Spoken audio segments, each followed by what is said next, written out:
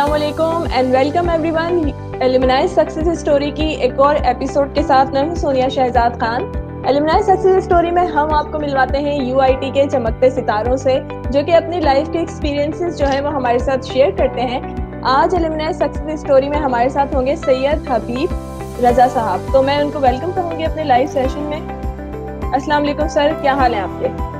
जी अस्सलाम वालेकुम। तो 19 साल का जो ये सफर था यूआईटी से निकलने के बाद, ये आपने किस तरह से जो है वो तय किया? हमारे मौजूदा स्टूडेंट्स और जो आने वाले हैं, जो पास आउट स्टूडेंट्स हैं या जो आपके साथ के स्टूडेंट्स हैं, वो सब जाने कि कहाँ इस वक्त आप मौजूद हैं और ये जो 19 इयर्स का आपका जो एक सफर था वो किस तरह से तय किया आपने? जी बिल्कुल, उसमें उस वक्त काफ़ी चैलेंजेस होते थे, बल्कि जब मैं निकला था तो मुझे यही ख्याल आता था कहीं से काश मेरे पास 4-5 साल का एक्सपीरियंस आ जाए और मेरी पहली जॉब अच्छी लग जाए और एक राइट अपॉर्चुनिटी मिल जाए।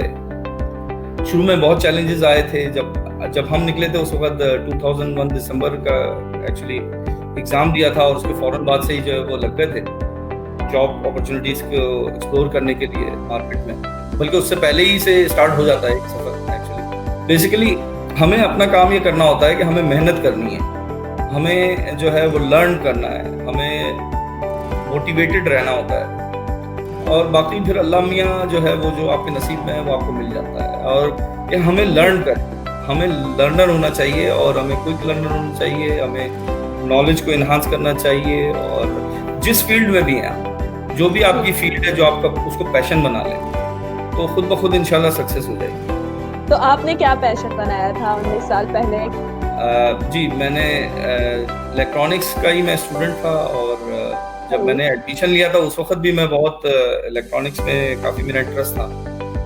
अब ये है कि I am into sales now. I moved from engineering towards sales because what I found that जो एक खास टाइम होता है, मतलब starting of the career you must required a lot of knowledge. Engineering आपको उसमें जाना है और सीखना है चीज़ें, बहुत सारी चीज़ें। उसके बाद फिर कैरियर जो है वो बेसिकली इंजीनियरिंग में भी है। इंजीनियरिंग का एक अपना पैरामाउंट चलता है क्योंकि कोई भी जॉब है उसको एग्जीक्यूट करना है, उसके लिए इंजीनियरिंग इज प्राइम रिक्वायरमेंट। सो हमने इलेक्ट्रॉनिक्स में किया था। जब मार्केट में आए तो जो जॉब जो है वो समझ में आती थी उस ज़माने में, या तो मेंटेनेंस इंजीनियर आप लग जाएंगे या आप डिज़ाइन R&D में जाएंगे, उसका भी एक्सपोजर था मुझे।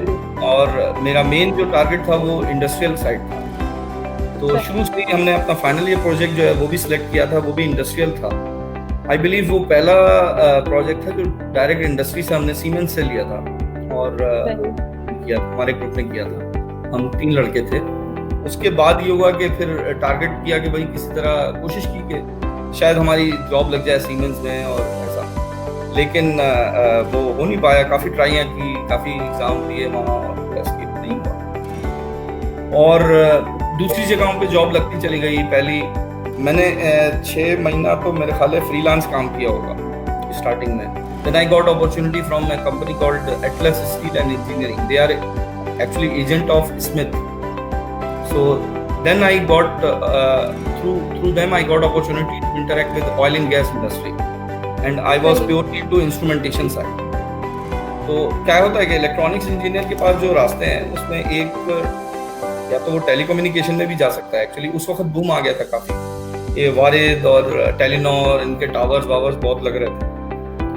तो in between I also got के आइडिया कि I want to go inside telecom at that time, but मेरी किस्मत में इंस्ट्रूमेंटेशन था तो मैं इंस्ट्रूमेंटेशन की जॉब कर रहा था, बट मैंने सोचा कैसे जाऊं वहाँ पे। So I got admission in Sir Syed University for telecommunication masters. Then I moved into automation side, but automation में मतलब PLCs और industrial control system, drives और ये सब चीज़ें, वो वहाँ पे हमें अपॉर्चुनिटी मिली। उसमें मैं सेल्स में आ गया एक्चुअली। अच्छा, इस वक्त जो है आप माशाल्लाह से मिडिल ईस्ट में हैं, मौजूद हैं। करंट डेजिग्नेशन के हवाले से भी हमें बताइएगा और कितने सालों का आपका ये सफ़र है पाकिस्तान से बाहर जाने का, वो भी हमारे साथ थोड़ा सा शेयर कीजिएगा।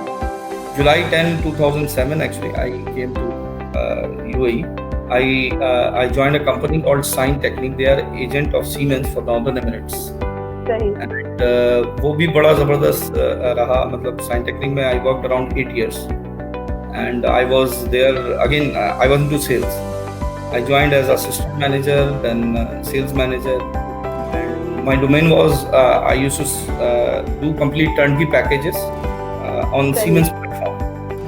तो Siemens के प्लेटफॉर्म पे पूरा हम सोल्यूशन देते थे इंडस्ट्रियल ऑटोमेशन का. उसके अंदर एक्सपोजर बढ़ा. यहाँ पे Siemens के आप उसमें आ जाए अगर तो इलेक्ट्रिकल जो है उसका मेन है.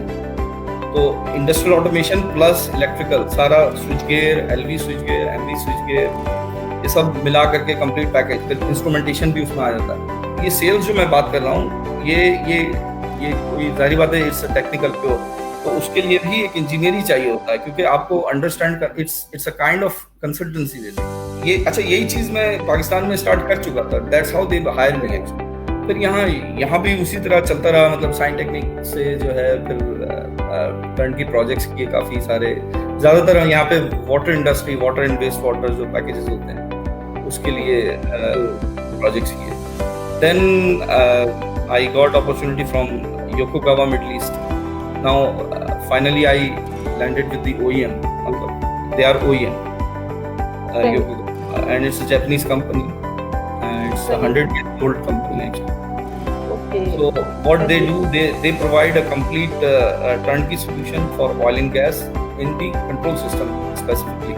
अच्छा, मेरे ख्याल में more than 13 years हो गए आपको पाकिस्तान से बाहर. अगर आप 2007 में गए थे जैसा कि आपने कहा तो ठीक है. तो इन 13 इयर्स में आपका जो ज्यादातर फोकस रहा वो सेल्स की तरफ ही रहा जी, राइट?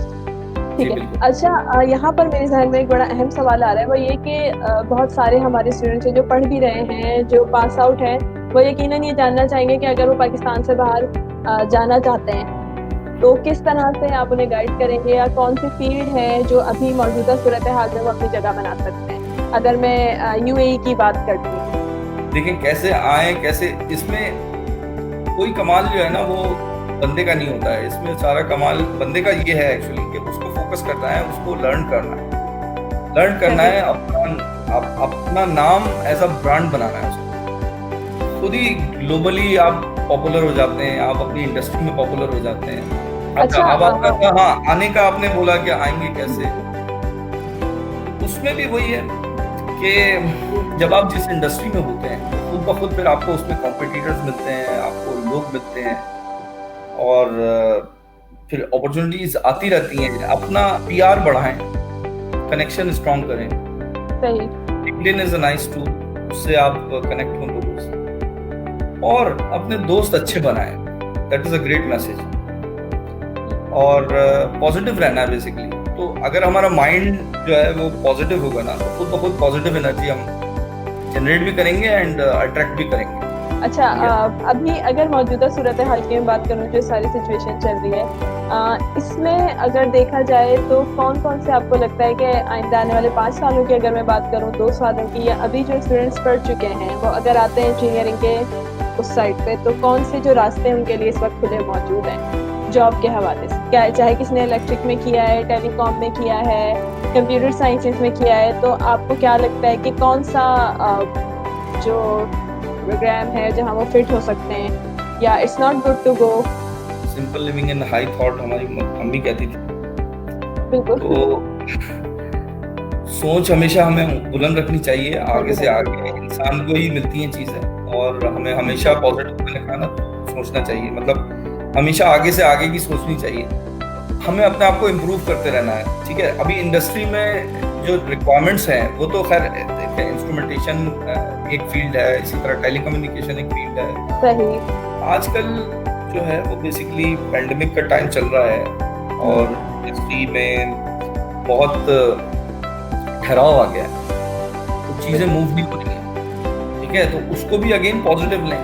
उसमें टाइम आपके पास है. देखें, जो लोग पाकिस्तान में हैं, मैं तो ये कहूँगा कि उनको अपनी पढ़ाई रोकनी नहीं चाहिए. उनको पढ़ते रहना चाहिए. सही है ना? अगर उनके पास टाइम है तो उनको कम से कम मास्टर्स करें, PhD करें.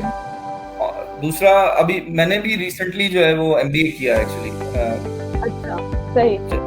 वो क्यों किया मैंने इतने दिन के बाद, मतलब क्योंकि मुझे फील होता था कि आई नीड सम, मुझे एक पॉलिश चाहिए, मतलब एक और, मतलब अपने आप को अपग्रेड करना है। आप किसी भी इंडस्ट्री में है, मैं कहूँगा कि उसकी पीक तक जाएं और लर्निंग को हमेशा ना छोड़ें, और तो खुद जो है ना सक्सेस आपके पीछे आएगी। सही। अच्छा, जो सेल्स की आप बात कर रहे हैं, इस वक्त आप सेल्स पे जो है वो एसोसिएटेड है, तो कैसे शिफ्ट हो पाता है अगर कोई टेलीकॉम की तरफ है या इलेक्ट्रिकल की तरफ है और वो इस तरफ आना चाह रहा है, तो किस तरह से हो सकेगा? जैसे आपने अपना एक्सपीरियंस भी शेयर किया, तो थोड़ा सा ये भी गाइड करते हैं क्या कोई पढ़ाई करें इसके अलावा, या इंडस्ट्री में मूव होते होते ही they can go at this side? नहीं, पढ़ाई करें बिल्कुल। मैंने बताया ना कि देखें, एमबीए बड़ी अच्छी चीज़ है। एटलीस्ट एमबीए से पहले जब मैंने नहीं किया था एमबीए, तो मुझे भी लगता था यार एमबीए क्यों करूं, मैं तो इंजीनियर हूं। और मैंने वहाँ एमएसबी ज्वाइन किया था, वो खत्म नहीं हुआ मेरे पास। MBA is very actually good someone, अगर उसमें बहुत आपको लर्निंग है, बहुत रूम है, बहुत कुछ सीखने को मिलता है। मुझे ऐसा लगता था कि यार मैं तो इंजीनियर हूँ, why shall I go for MBA. और ये एक नदीम भाई हैं बहुत, तो उनके साथ मैं कनेक्टेड रहता हूँ, कोई भी मसला होता है शेयर करते हैं, बताते हैं, गाइड करते हैं। सही। अच्छा, अगर आपको कोई अपना मेंटर बना लेता है तो आपसे किस तरह से रब्ता कर सकता है, ये भी बताएं। आपके कोई आपसे गाइडलाइन लेना चाहे यहाँ तक पहुँचने के लिए, तो फिर हम तो ओपन है बिल्कुल। सही, बिल्कुल। अच्छा, बाहर जाके और पाकिस्तान में जॉब करने का जो आपका एक्सपीरियंस रहा शुरू में, कितनी, मैं ये सवाल जरूर पूछती हूँ कि कितनी मुश्किलात का सामना करना पड़ता है जाते ही?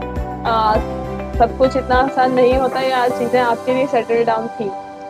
नहीं, कोई सेटल डाउन नहीं थी। पहली दफा आया था मैं तो बाहर, मैं बता रहा हूँ ना, मतलब इसमें यही होता है कि जब आप आ जाते हैं ना कश्ती में, तो फिर कश्ती चला ही लेते हैं। समुद्र में कूद जाएंगे तो स्विमिंग कर लेंगे आप।